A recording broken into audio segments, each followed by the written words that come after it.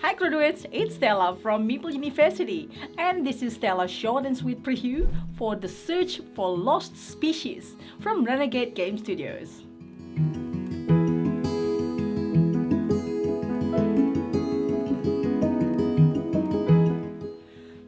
It's so hot here in Indonesia.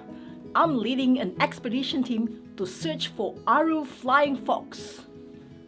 Teman, itu dia! Kalong Aru! Ayo kita ke sana!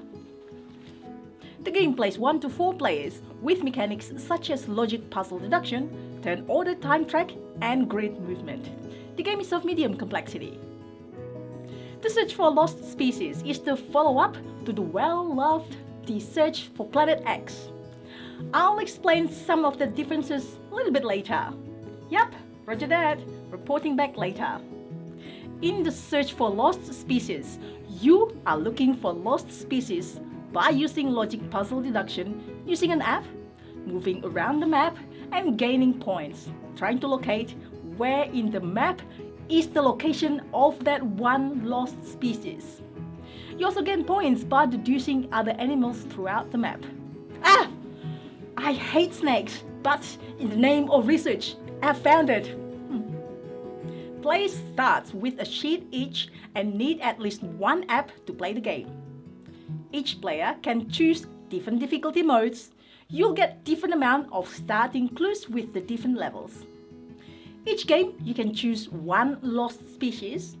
Each has its own logic rules, like the Aru flying fox is not adjacent to the phyton.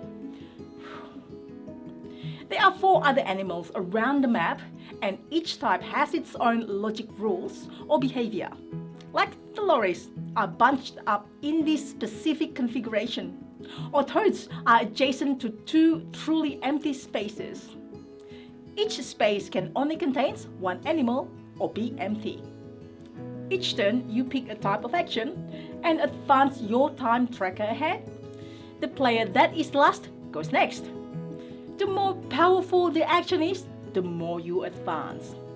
All the actions are controlled by the app, like move and visit a town to research. You'll pick the action and the animal or land you want some clues for.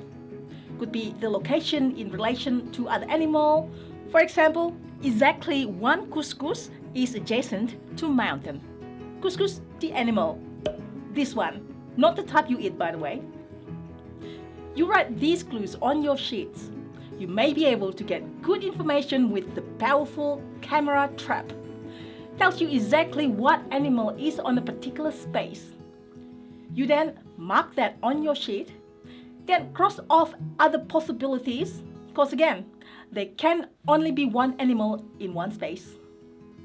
Each time all players advance past the expedition leader marker, mid-round things happen, like more clues are given to all players, or players are getting their camera trap token back to be used again, or a chance to score points by simultaneously reveal 0, 1 or 2 guessing tokens face down and put them on the map. These will be scored later in a few rounds, and a good way to score points during the game. Eventually, after deducing enough clues, you can try to locate the lost species, surely, and requires you to also identify what's in its 2 adjacent spaces. You do this on the app also, and you don't announce your answer. Only say if it's correct or not. You get 12 points for guessing right.